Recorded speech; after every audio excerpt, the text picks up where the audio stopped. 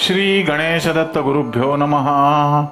शोषणं भवसिन्धोश्च ज्ञापनं सार संपदः गुरोः पादोदकं सम्यक तस्मै श्री गुरुवे नमः।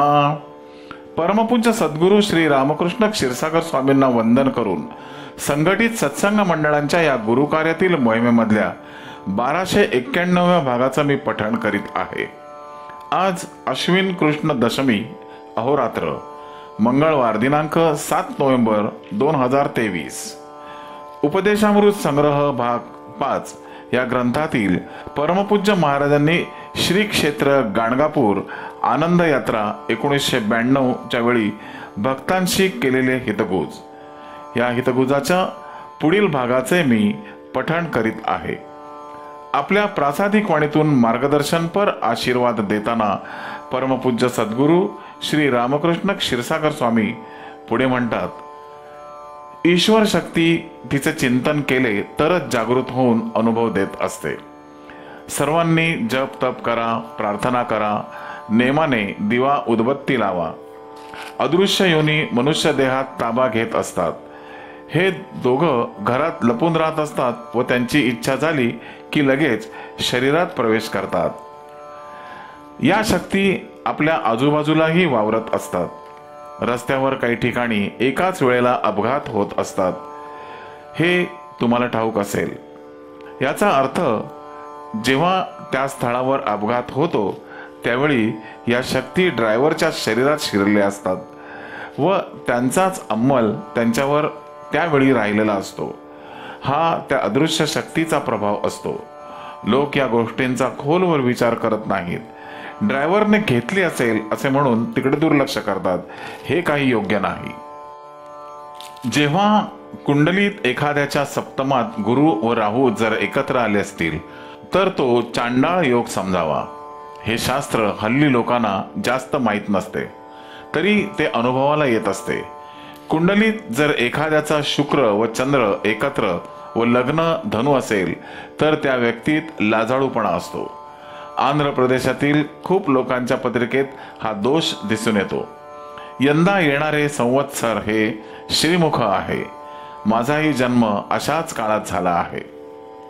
पूर्वी एक व्यक्ती आपल्या आश्रमात सकाळी 11 वाजता आली। दर्शन घेतल्यावर त्या व्यक्तीने मला 10 मिनिटे तुमच्याशी बोलायचे आहे असे सांगितले। त्यांनी नंतर माझा हात हातात घेऊन माझे भविष्य सांगितले की तुम्हाला ऑगस्ट 90 ते ऑक्टोबर 92 पर्यंतचा काळ शारीरिक त्रासाचा जाईल। तसेच सर्व माझ्या बाबतीत घडले। मला या काळात खूपच त्रास झाला। टेंबे स्वामी हे ज्योतिषशास्त्रात हुशार होऊन गेले।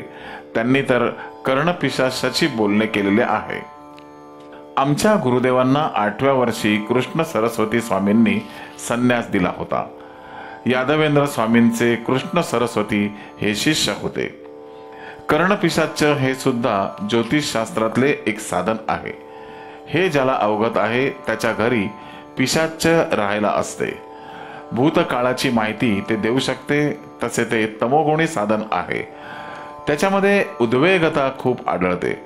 काही वेळेला खिशात एखादी मंत्रून वस्तू ठेवल्यावर तो माणूस बोलू लागतो। रावळ पद्धती ही अशाच प्रकारची आहे।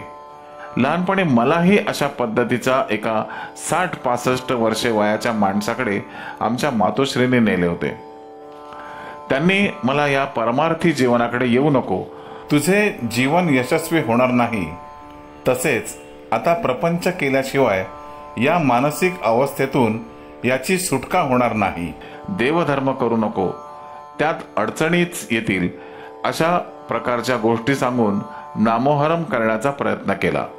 पण मी त्यावेळी त्यांना काहीही बोलू शकत नव्हतो, कारण मला ईश्वर अनुग्रह जरी झाला होता तरी मला 25 वर्षे गौप्य राहून आयुष्य काढण्याची आज्ञा होती। सगळे कळत होते पण कुठं बोलता येत नव्हतं। भगवंताची फक्त सेवा करीत असे, त्यामुळे तो परीक्षेचाच काळ होता। परमेश्वरही काही चमत्कार दाखवत नव्हते। मनाला टोचणी लावण्याचाच तो काळ होता।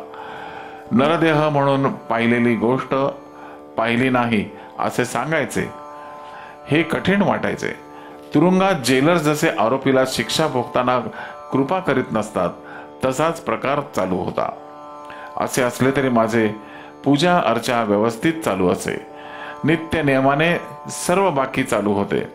त्यामुळे सर्वजण सारखे नावे ठेवत. दरिद्र घराण्यात जन्म झालेला तुमचा देव तुमच्याजवळ आहे, तर तुमची परिस्थिती का सुधारत नाही? त्याच्यापाशी प्रार्थना करा, ते तुमच्यावर कृपा करतील. त्या काळात आम्ही तुपालाही महाग होतो. असा 25 वर्षांचा काळ काढावा लागला. तरी सुद्धा मी कधीही माझ्या विचारांची बैठक सोडली नाही. पुढे काळ बदलला. सर्वांना याचा उलगडा झाला. सुरुवातीला बरोबर मनुष्य संग्रह सुद्धा वाईट पद्धतीचाच होता. अशी व्यक्ती ज्या कुळात जन्माला आली असेल, त्याच्या सर्व पिढ्यापिढ्यांचा उद्धार होण्यासाठी या अशा व्यक्तीचा भरपूर छळ होत असतो. अशा सर्व परीक्षेतून बाहेर निघणे म्हणजे खूपच कठीण असते. त्यानंतर आम्ही असे गुप्त काळातून बाहेर येऊन कार्य करू लागलो. जसा एखादा कपडा अंगावर घालायला योग्य व्हायला पाहिजे असेल, तर तो मळका कपडा प्रथम स्वच्छ करायला दगडावर आपटावा लागतो व नंतर धुवून वाळल्यावर व पुन्हा त्याला इस्त्रीचे चटकेही द्यायला लागतात. तसेच हे आहे. हे सर्व झाल्यावरच ते घराणे निर्दोष होते. आमच्या या क्षीरसागर घराण्याला राहूचा दोष आहे. श्रीमंती कशाला म्हणतात हेही तेव्हा माहिती नव्हते. आता परिस्थिती बदलली आहे. लोक आता आम्हाला पाहिले की म्हणतात, यांना गरिबी कशाला म्हणतात हे माहिती नाही. खरे पाहता लोकांना हे माहिती नाही की बाटलीतील वस्तू व बाटली तीच आहे व तिचे फक्त वरचे लेबल बदललेले आहे. आमच्या मूळ कल्पना अशा असतात की तुम्ही कायम शरण यावं, परंतु हे आम्ही स्वतः कोणालाच सांगत नसतो. स्वतः होऊन तुम्ही शरण आल्यावरच आशीर्वाद मिळतील. काही व्यक्ती इथे फक्त उत्सवालाच येत असतात. यांना गरिबांची आठवण नाही असेही शेरे मारलेले ऐकू येत असतात. फक्त उत्सवालाच पुढे पुढे करणारे केवळ 1-2 दिवस त्या काळात येणारे भक्त हे मला पसंत नसतात. प्रत्यक्षात दुपारी 3 ते 4 दर्शनाची वेळ आहे. काही वेळेला तेव्हा येणाऱ्यांना दर्शन होतच नाही. काही वेळेला मात्र ज्यांना दर्शन होणार नसते त्यांना मात्र कोणत्याही वेळी अचानक दर्शन मिळून जाते. हे सर्व त्या शक्तीच्या माध्यमातून घडत असते. आम्ही स्वतः काही तसे वागत नसतो. श्री गुरुदेव दत्त. गुरुबंधू आणि भगिनीनो, या आशीर्वादाच्या पुढील भागासाठी पुन्हा भेटूया उद्या सकाळी 6 वाजता. श्री गुरुदेव दत्त.